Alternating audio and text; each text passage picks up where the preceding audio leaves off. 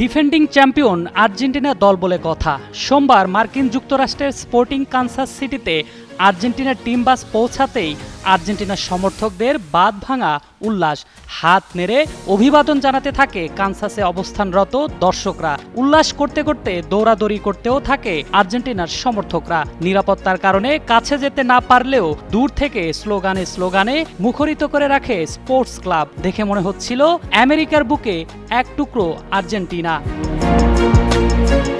আগে থেকেই আর্জেন্টিনা দলের জন্য নির্ধারণ করে রাখা ছিল এই স্পোর্টস কানসাস সিটি। আর্জেন্টিনা দল পৌঁছানোর আগেই পুরো জায়গাটিকে আর্জেন্টিনার পতাকা ও লোগোর আদলে সাজিয়ে তোলা হয়। একই সাথে নিরাপত্তার চাদরে ঢেকে রাখা হয় পুরো এলাকা। প্রতিটি পয়েন্টে পয়েন্টে ছিল নিরাপত্তা কর্মীদের ব্যাপক উপস্থিতি। নিরাপত্তার ব্যাপারে যেন এক বিন্দু ছাড় দিতে রাজি নয় আয়োজক দেশ যুক্তরাষ্ট্র।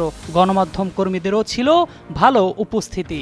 তাদের আগমনের দৃশ্য ধারণ করতে ঘন্টার পর ঘন্টা অপেক্ষা করতে দেখা যায়। মূলত 17 জুন আলজেরিয়ার বিপক্ষে বিশ্বকাপের উদ্বোধনী ম্যাচের আগে 6 জুন টেক্সাসে হন্ডুরাসের বিপক্ষে একটি প্রীতি ম্যাচের জন্য কানসাস সিটিকে তাদের প্রস্তুতির কেন্দ্র হিসেবে ব্যবহার করবে